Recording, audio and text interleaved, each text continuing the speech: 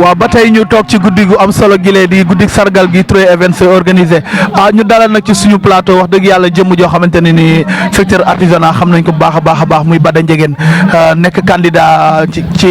élection yi xamante ni ñu ngi ko jëm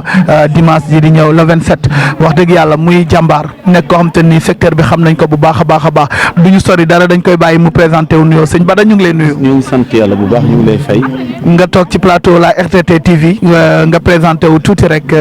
wax yow yaay kan. waaw man maay El Hadj Bada Ndiéguène président du cadre unitaire des artisans de la région de Thiès bokk ci coalition bi nga xam ne moom la ñu bokk ak maire Maymouna Samb ak Ablaye Ngom ñu tudde ko kii askan wi ni ñu koy waxati sax i artisan yi gindi artisan yi waaw ñun ñëw tey pour fekk ci manifestation bi nga xam ne sunu mbokki artisan ñoom ñoo ko organisé pour sargal seeni mbokk artisan. président boo toogee ci guddi gu toll nii secteur bi artisanat organisé ko ñu gis nominé yi les femmes coiffeuses les menuisiers les couturiers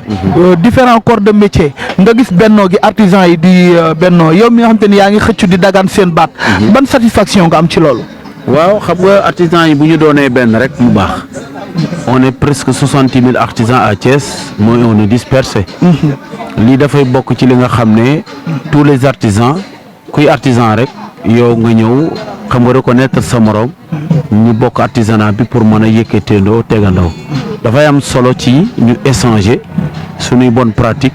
ba pare sargalante ci suñu biir kenn ku nekk respecter sa morom xam ne feebar bi la feebar moo feebar sa morom ñu bokkandoo pour mën a indi ay saafara ci feebar yi nga xam ne artisanat bi feebar na suñu àndul amuñu possibilité pour mën a régler suñu problème relever défi yi nga xam ne moo nekk ci sunu kanam. président mu mel ni dafa raflé kilifa yi dañuy jege seen njaboot ba xam seen jafe-jafe ci biir secteur bi ban message nga war a lancé kilifa yi nga xam te ni ñoo jiite kuréel yi nan lañ war a jege njaboot gi ngir xam seen i tawat ngir bu ñu waree pàccal mu mën a yomb. waaw xam nga boo jiitee njaboot te dégluwoo leen waaw bu ñu jàmbatee doo ko déglu da ngay noppi lettu ay dégguma loolu mooy indi dérive mooy indi tamit nit ñi def leneen naka sudul noonu ba pare ñu doo ko wax ne dañuy wuti ay saafara or que nit bu fekkee ne da nga koo yor wala nga jaboote ko wala nga jiite ko tout le temps dina am balay dara di xew dina am lu muy jàmbat mais li muy jàmbat bu fekkee ne da nga tànkam lu yàgg day mujj daal di jël ay décision boppam xam nga daal di taxawaay boo nga xam ne du taxawaay ba lay gënal waaye mais nit rek doo ko def rek mu réagir waaye comme artisan yi tout le temps dañuy jàmbat parce que amuñu temps pour man di grève amuñu temps pour man di marché amuñu temps xam nga seen atelier yi mooy seen cin yi sëriñ bi seen atelier yi mooy seen cin yi waaw cin yi seen njaboot yi ñoo ci war a dund léegi est-ce que dañ fiy bàyyi seen cin yi di dem ci leneen duñu ko def moo tax duñ gaaw a réagir mais buñ dee jàmbat dara da ngay gaaw a teel waxtaan mais ñoom xam nañu seen bopp nag léegi il commence pratiquement à se retrouver xam ne ñoom mag ñi bi ci lëndëm gi ku ko gisul it gis na boppam di defar nag seen bopp ci seen diggante yi dafa am solo lii nag dafa bokk ci defar diggante yi waaw pour attirer attention tamit ñi leen yilif ak loo leen mën a yilifee it nga di leen déglu di leen bàyyi xel parce que li ñuy jàmbat dans tout le temps ci seen biir la nekk waaw. président ñu jëm ci ay élection ban message ngay wax ci ñi nga xam te ni ñoom ngeen seqal làng gi ku ci nekk di dagaan baatu artisan yi ban message de paix ak ban message de dal ak dem ci jàmm del ci jàmm te xam ne ku ciy gagné artisanat moo gagné amul kenn kuy perte ban message de dal ak ñu solidaire suñu biir def ko ci fair play ban message ngay jàllale ci seen télévision. waaw xam na rek yàlla mooy fal. nit ñi dañuy def yëfi nit bàyyi ak sunu bopp yàlla. effectivement yàlla mooy fal. fi mu toll ki war a falu yàlla fal na ko ba pare. dañuy def nag yëfi nit parce que ci kumpa la ñuy nekk. kenn du xamagul exactement lan mooy xew. mais ku ci dem nag boo gëmul yàlla man nga am ay réaction wala nga xalaat ne violence moo lay tax nga régler sa problème wala njublang mooy tax nga rëcc ci li nga xam ne moom la yàlla dogal te yàlla moom dara ump ko dafa dañ kumpa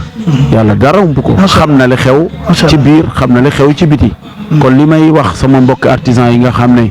ñoo war a dem ci ñoŋante bi ñu def ko ak discipline ak yar mais ñu teg ko tamit ci yoon bañ a jalgati ñi nga xam ne ñooy doxal mbir bi ñu teg ko ci yoon buñ ko tegee ci yoon rek xëy na yàlla dina def sutura ci li nga xam ne moom lañ ci nekk. jërëjëf président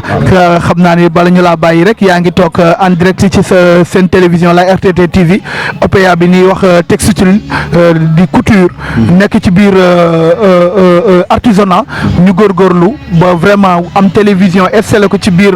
artisanat ban jàngat nga ci am ak ban mbégte ngay am ci loolu. c'est une évolution. c'est une évolution sëriñ bi. développement de l'artisanat. c'est-à-dire ñun lépp la ñu war a am. ñun artisans yi. lépp la ñu war a on est plus de 60 000 artisans à Thiès. 60 000 sëriñ bi. jërëjëf xam nga 60 000 artisans du caaxaan. bu kenn ku nekk joxee 10 000 francs rek lépp lu ñu bëgg a faj ko. macha allah lu ñu bëgg a régler rek la. macha allah jërëjëf kon kay lii c'est une évolution pratiquement dans le secteur de l'artisanat. pour que ñu xam ne. du ne rek dañoo war a def artisanat rek dem di ëw wala ñuy dàgg ak kii rek waaye war nañu œuvrer pour créer de l'emploi. war nañu œuvrer pour la visibilité de l'artisanat. xam nga war nañu œuvrer pour am ay maisons yu rëy. ay rajo yu rëy télévision yu rëy pour que au moins qu'il y ait une visibilité dans l'artisanat qui est dans l'ombre plus de 60 ans. macha allah di kaddu kilifa di kaddu koo xamante ne ni ku ko xam ko secteur artisanat ñu am mbégte bu baax a baax ñuy profité di lancer message ñu am te ni tous les artisans nanu génn dem voter ji def ko ci fair play def ko ci dal te xam ni artisanat rek moom mooy gagné ndax ay doomam ñoom ñoo ko seq ay doomam ñoom ñoo ciy gagné zéro violence amul kenn kuy perte artisanat rek moom moo gagné ñu bàyyi leen tuuti demaat ak yéen ci beneen nominé ñu dalalaat ko bu baax seen télévision merci beaucoup.